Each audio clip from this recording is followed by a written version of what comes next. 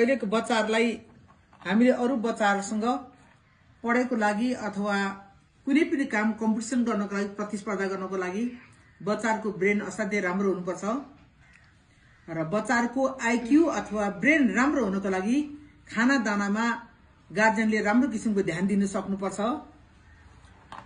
बच्चा भनेको हाम्रो सम्पत्ति हो र हामीलाई पैसा भन्दा पनि महत्त्वपूर्ण कुरा हामीलाई बच्चा हुनु पर्यो।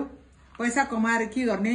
बच्चा भोलि कुनै पनि ठाउँमा उसले प्रतिस्पर्धा गर्न सकेन, कुनै पनि ठाउँमा उसले काम गर्न सकेन भने त्यसको अर्थ हुँदैन।